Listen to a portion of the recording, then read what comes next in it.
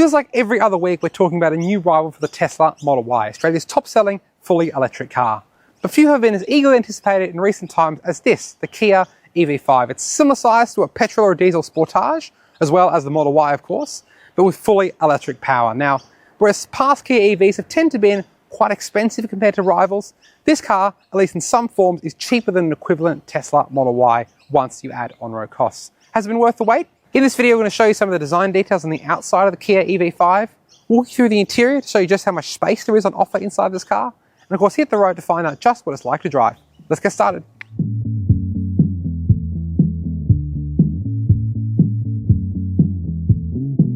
Now, to say this EV5 looks like EV9 would be a bit of an understatement. It has the same boxy design, the very similar design of the pillar and the side windows, and overall just that same sort of unashamedly boxy, really tough vibe that I do like from the full-size EV9, which is currently our 2024 Drive car of the year. Now, this model is the Earth, so you get 19-inch wheels on this variant, compared to 18s on the base Air and 20s on the GT line. As well as things like the LED headlights and taillights, so that very distinctive sort of tiger face design that Kia is going for on its latest electric cars.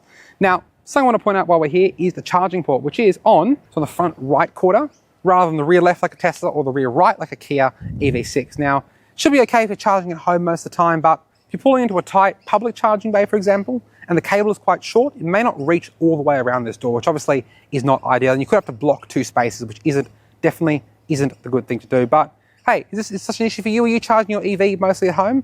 Let us know in the comments below, and of course, what do you think of the design? Tell us down below. Is it work for you? Do you like the way it looks? Is it a bit too boxy for you? Of course, we have plenty of new and used examples of other cars in this class on Drive Marketplace. If this design isn't quite up your alley, you can check that out right now.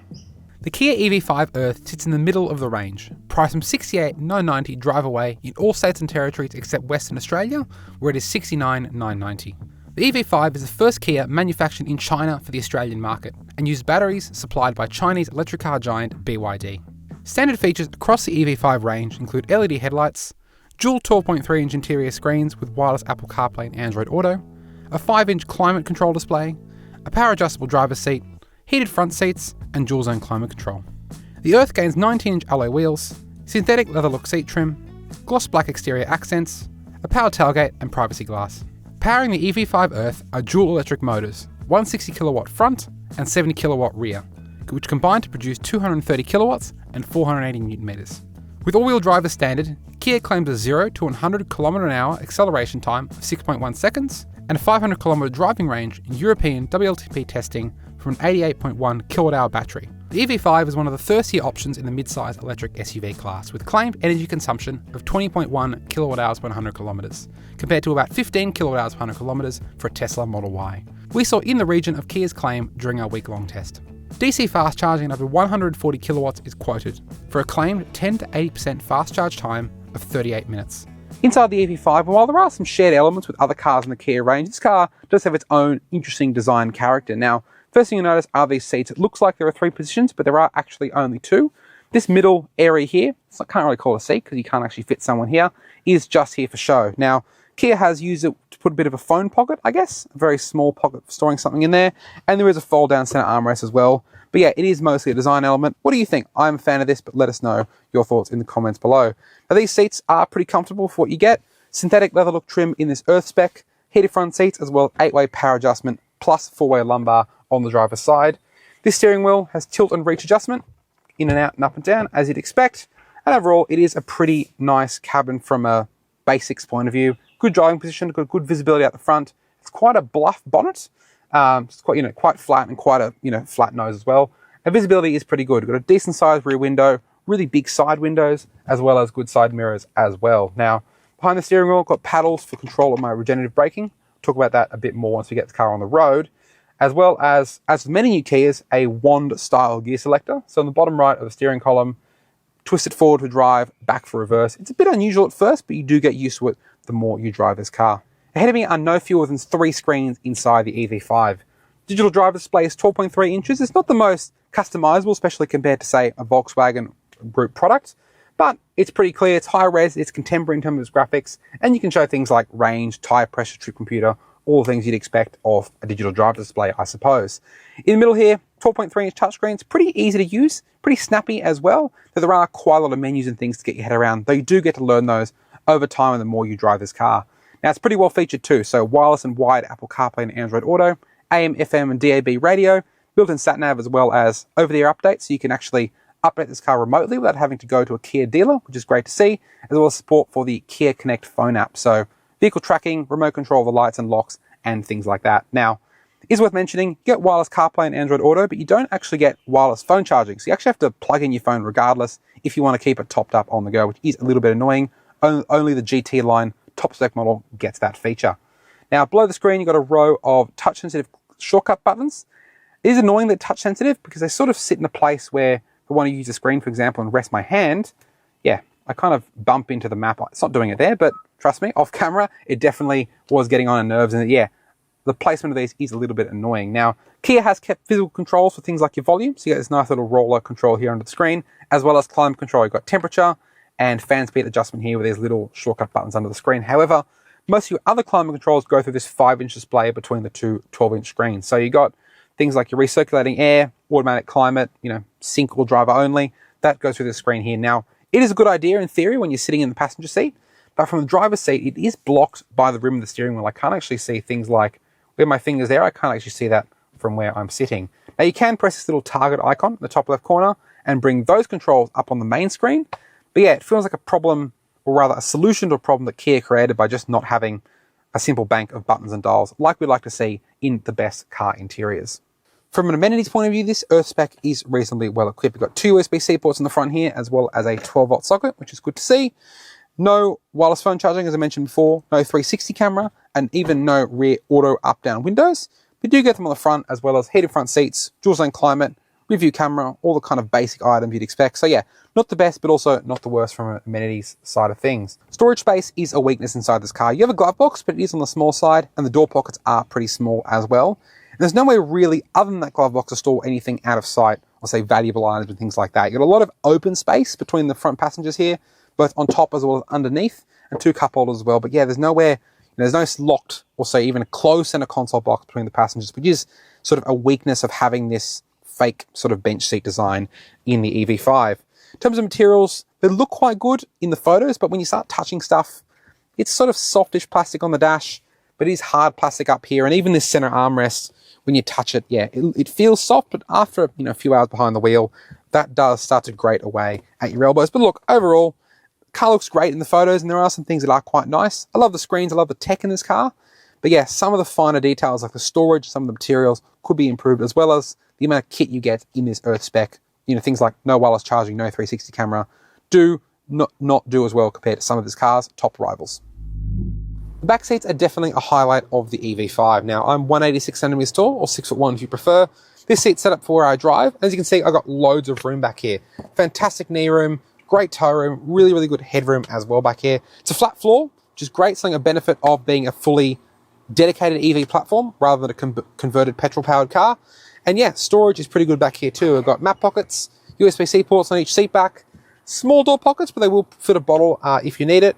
As well as a fold-down center armrest with cup holders. Also got some air vents in the pillars as well. Probably the highlight of the storage back here is this pull-out drawer behind the front console. So instead of a center console box like you find in a normal car, you have this drawer compartment that comes out the bottom of this. Now, you can't access it from the front, which probably limits how usable it can be in the real world, but it's nice to have some more storage that is away from the outside world, perhaps for snacks for kids on a longer drive, for example, maybe, some cables for iPads, or things like that.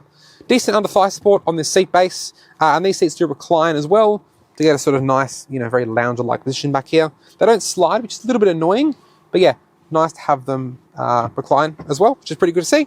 And overall, it's a really spacious and quite a nice back seat here. The usual ISOFIX and top tether points for putting child seats in. Yeah, overall, spacious, plenty of amenities, and yeah, really good back seat in the EV5. Kia quotes 513 litres of boot space in the back of this EV5, and it's certainly a very versatile space. You can see 2-piece luggage board bottom, so you've got loads of underfloor storage in this car. As with most EVs, there's no spare wheel, just a tyre repair kit, which is a bit of a shame for bigger punctures, but hey, that's just the way of the world these days. Loads of little cubby holes on the side, whether you want to fit maybe like a small umbrella in the top, or some differently shaped items at the bottom there. There's little removable hooks that you can pull out, whether you want to, clip something on that, or perhaps, lay something along the top, set them up as 4 and lay something along the top there.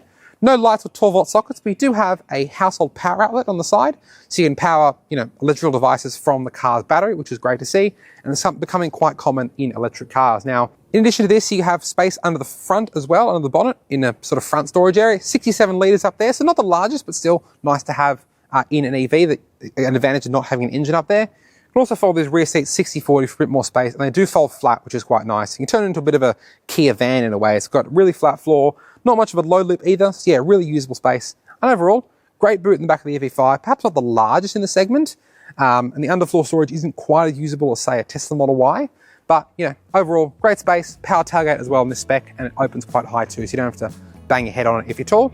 Yeah, overall, big tick in the boot of the EV5.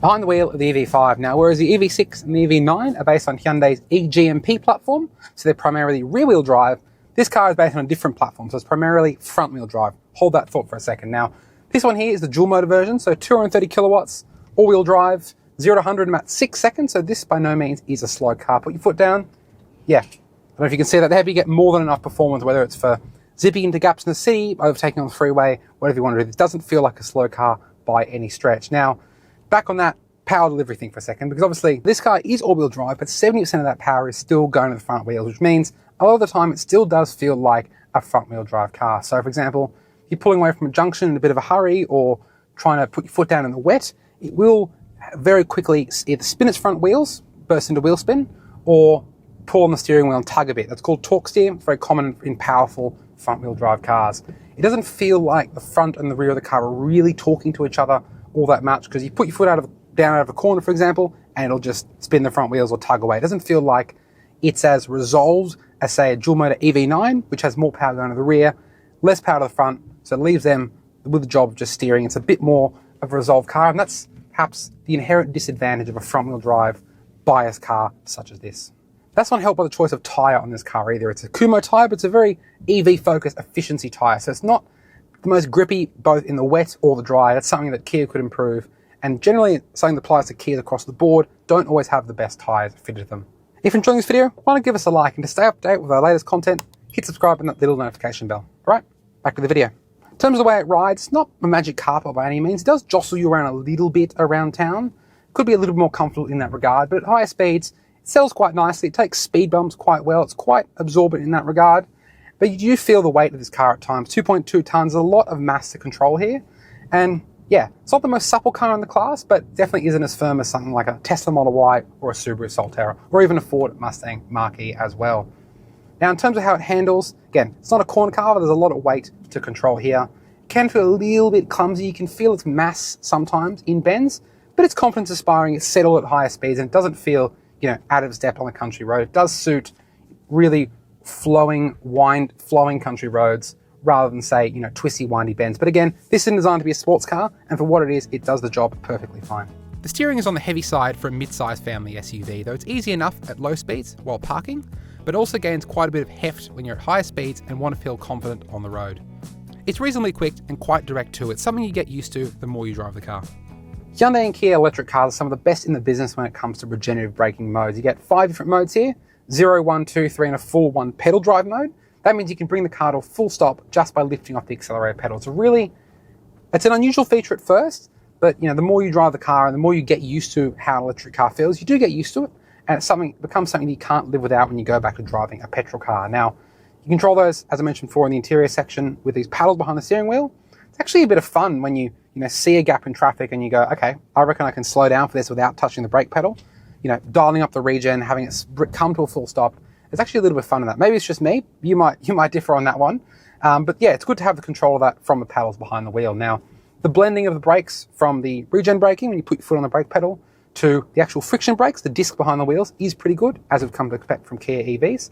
Overall, it's really a refined car to drive. It's not too much noise on the freeways, a little bit of tyre noise on coarse strip roads, but for the most part, there's not too much wind noise, not too much other vibrations or rattles around the place. That is a big tick for the EV5 there. One of our bigger frustrations with this car, though, is the advanced safety suite. Now, the adaptive cruise control and the lane centering system is fantastic, one of the best in the class. It does auto lane changes as well, so you can put the indicator on and then give it a bit of assistance, and it will complete the lane change for you. It's a really cool feature, and we're really big fan of that. But the lane keep assist system in this car is just way too intrusive. Even compared to other Hyundai and Kia cars, it's constantly tugging away at the wheel and trying to wrestle control from you. Yeah, really not ideal, and the tuning of this really does need more work.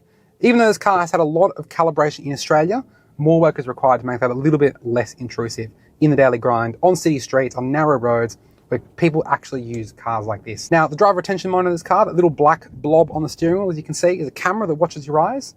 It does beep at you when you look away from the road for a couple seconds, and also it doesn't like when you wear sunglasses either. It can sort of say full face not visible, which is common for systems like these. They don't always work with sunglasses on, but yeah, something that could be improved across the board with this kind of tech.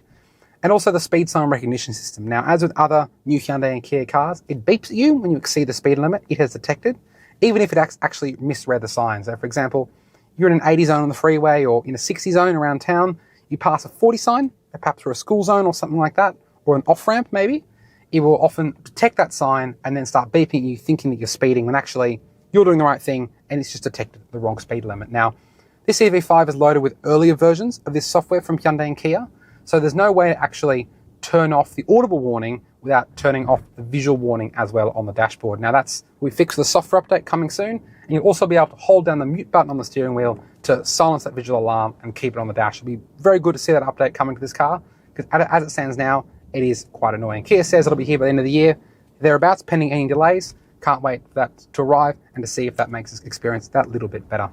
Overall, big fans of the EV5, but there are some places where it could be improved, particularly in the safety technology, and yeah, it's not quite as dynamic as some of its peers. So there you have it, the Kia EV5. This is a really compelling electric family SUV. It's got loads of room on the inside, including a big boot and a spacious cabin. The tech is familiar and easy to use, and it's really nice to drive on the road as well. But if being honest, it's not quite the home run we were hoping for. There are a few unusual spec choices inside, for example, no wireless phone charger. It's not quite as polished a drive as we'd like, and some of that safety tech is just downright annoying. But if you're after a Tesla Model Y size car and a Model Y isn't the right fit for you, or perhaps you just don't want a Tesla, then this is definitely one of the best alternatives. To read the full written review of the Kia EV5 Earth, click the link in the description below to head to Drive.com.au. And if you know someone in the market for one of these cars, why not share this video with them? Helps them out and it helps us out too. Speaking of a Model Y, to watch that car go head to head with a Ford Mustang Mach-E, click up there to watch our comparison of those two family electric SUVs.